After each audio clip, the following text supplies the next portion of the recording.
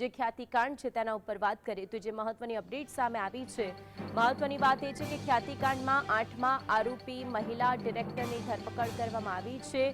જે મહિલા ડિરેક્ટર છે તેની ધરપકડ કરી લેવાઈ છે। રાજશ્રી પ્રદીપ કોઠારીને 1 મહિને પકડી પાડીને તપાસ હાથ ધરવામાં આવી છે। હોસ્પિટલ શરૂ થઈ ત્યારે પ્રદીપ કોઠારી 3.61% ભાગીદાર હતા અને હાલ ભાગીદાર હોવાથી ડિરેક્ટર રાજશ્રી કોઠારીની ધરપકડ કરવામાં આવી છે। તેમના જે પતિ હતા, જે ભાગીદાર હતા। હવે મહત્વની વાત એ છે કે પતિ પ્રદીપ કોઠારી સામે પત્નીને ભગાડવા અને છુપાડવાની આશંકા છે કે જે વ્યક્ત કરવામાં આવી રહી છે। ક્રાઇમ બ્રાન્ચ દ્વારા આગામી સમયમાં કડક કાર્યવાહી થઈ શકે છે। ખ્યાતિકાંડ જે આખો સામે આવ્યો તેમાં 8મા આરોપી મહિલા ડિરેક્ટર છે જેની ધરપકડ કરવામાં આવી છે કારણ કે તેના પતિનો ભાગ હતો।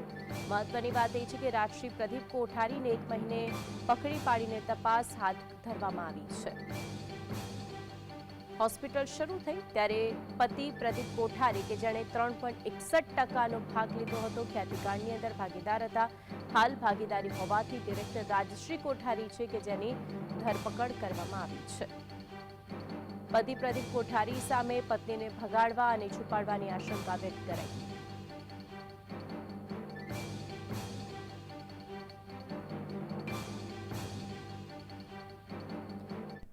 તો આજે અંગે વધુ માહિતી માટે સંવાદદાતા વિરેન્દ્ર ભાટીએ જોડાઈ ગયા છે। વિરેન્દ્ર, જે રીતે આ ડિરેક્ટરની ધરપકડ કરવામાં આવી છે, 1 મહિના પછી આ ધરપકડ કરાઈ, વિગતો શું છે?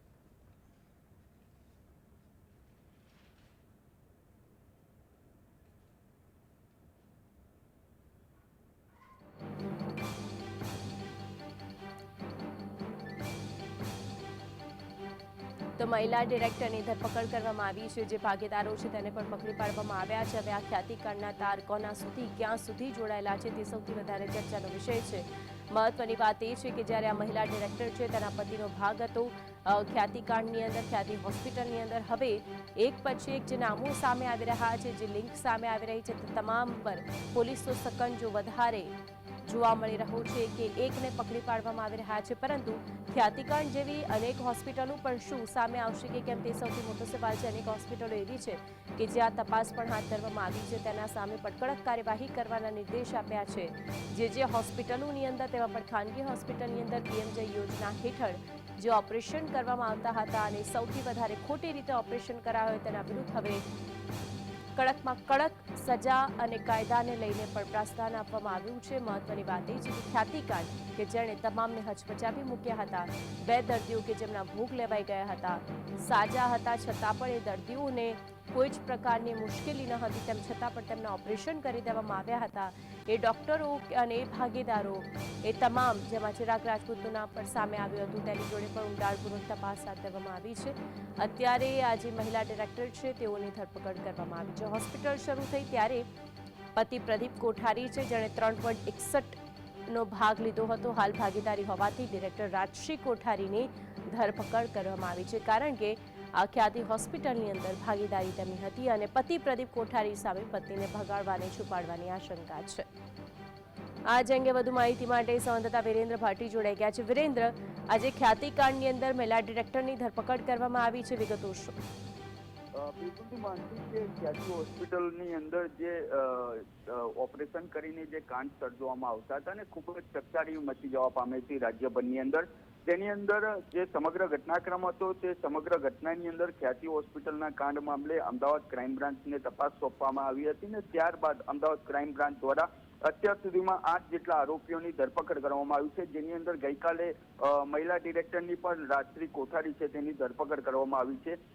અત્યાર સુધીની જો વાત કરવામાં આવે તો તેની અંદર આ પીએમજે યોજના હેઠળ ઓપરેશન કરાવતા હતા ને ત્યારબાદ આ કૌભાંડ આચરવામાં આવતું હતું। કેમ કરીને જે આ દર્દીઓને બોલાવવામાં આવતા હતા તેમાંથી 2 દર્દીઓના પણ સારવાર દરમિયાન મોત નીપજ્યા હતા, તે ગઈકાલે તપાસમાં સામે આવ્યું છે। ને અત્યાર સુધીની જો વાત કરવામાં આવે માનસી, તો અત્યાર સુધીમાં 112 જેટલા દર્દીઓના સારવાર દરમિયાન તેમજ સારવાર બાદ મોત નીપજ્યા હતા। આ ગુનામાં સામેલ અત્યાર સુધીમાં જે આ અગાઉની વાત કરવામાં આવે, રાજશ્રી કોઠારી પહેલા 7 જેટલા આરોપીઓની ધરપકડ કરવામાં આવી હતી, તેમજ જે ડાયરેક્ટર રાજશ્રી કોઠારી અને ચિરાગ રાજપૂત અને રાહુલ જૈન હતા તે તમામ લોકો જ્યારે ફરાર થઈ ચૂક્યા હતા ને ત્યારબાદ તેમના મોબાઈલ ફોન પણ સ્વિચ ઓફ કરી દેવામાં આવ્યા હતા. આ રાજશ્રી કોઠારીની જો વાત કરવામાં આવે માનસી, તો રાજશ્રી કોઠારી અત્યાર સુધી રાજસ્થાનની અંદર ઉદયપુર હોય કે અલગ અલગ ભીલવાડા હોય કે તમામ સિંબલવાડાથી લઈને તમામ જગ્યાઓ પર નાસ્તા ફરતા જોવા મળી રહ્યા હતા. તેમજ તેની સાથે સાથે તપાસની અંદર તે પણ સામે આવ્યું છે કે ખ્યાતિ હોસ્પિટલની અંદર 3.96% જેટલો હિસ્સો રાજશ્રી કોઠારી ધરાવે છે. 2021ની અંદર પ્રદીપ કોઠારી દ્વારા જે ડાયરેક્ટર પદ પરથી રાજીનામું આપવામાં આવ્યું હતું અને ત્યારબાદ રાજશ્રી કોઠારીને ડાયરેક્ટર બનાવવામાં આવ્યા હતા.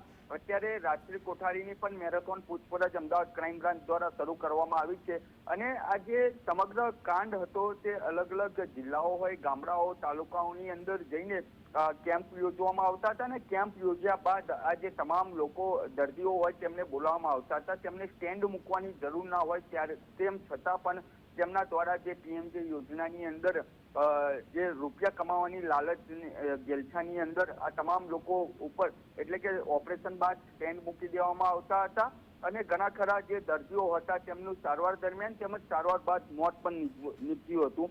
અત્યાર સુધીમાં આજે 8 જેટલા આરોપીઓની અમદાવાદ ક્રાઇમ બ્રાન્ચ દ્વારા ધરપકડ કરવામાં આવી છે. અલગ અલગ પુરાવા એકત્રિત કરવામાં આવી રહ્યા છે. તેની સાથે સાથે પીએમજે યોજના હેઠળ જે રૂપિયા મેળવવામાં આવતા હતા તેની અંદર પીએમજે યોજનાની અંદર જે લોકો જોડાયેલા છે એટલે કે મેડિકલ લાઇનના જે ડોક્ટરો જોડાયેલા છે જેમના દ્વારા આ ક્લેમ પાસ કરવામાં આવતો હતો તે લોકોની પણ તપાસ હાથ ધરવામાં આવી છે. તમામ ડોક્યુમેન્ટ હોય, પુરાવા હોય એકત્રિત કરવામાં આવી રહ્યા છે. હાલ જે રાજશ્રી કોઠારીની રાજસ્થાનથી જે માનસિક ધરપકડ કરવામાં આવી છે તેની ગઈકાલથી લઈને અત્યાર સુધી મેરેથોન પૂછપરછ શરૂ કરવામાં આવી છે. તેની સાથે સાથે આ જે ખ્યાતિ હોસ્પિટલ હતી તેની અંદર તમામ લોકો કેવી રીતે એકત્રિત થતા હતા અને કઈ રીતના તેમના દ્વારા કાંડ આચરવામાં આવતો સમગ્ર મામલો અત્યાર સુધીમાં બહાર આવ્યો છે. પરંતુ આ જે રાજશ્રી કોઠારી છે તેની પૂછપરછમાં નવા ખુલાસા થાય તો કોઈ નવાઈની વાત નહીં હોય. માનસી, આ પ્રદીપ કોઠારી છે જેને પતિને ભગાડવા છુપાડવાની પણ આશંકા જ્યારે વ્યક્ત કરવામાં આવી છે, તો તેને લઈને કોઈ અપડેટ છે વિરેન્દ્ર? બિલકુલથી માનસી કે જે આ પ્રદીપ કોઠારી છે તે રાજશ્રી કોઠારીને છુપાડવાની જે આશંકા છે તેની સાથે અલગ અલગ જગ્યાઓ પર ભાગવાની, કારણ કે અત્યાર સુધી જે રાજશ્રી કોઠારી છે અલગ અલગ જગ્યાઓ પર સંતાયેલા જોવા મળતા તેમના દ્વારા કરી દેવામાં આવ્યા હતા અને કોને જે રાજસ્થાનની અંદર કોલ કર્યો છે તેને તમારો કોલ. બિલકુલ વિરેન્દ્ર, આપ જોડાઈને વિગતો જણાવી તે બદલ આપનો આભાર.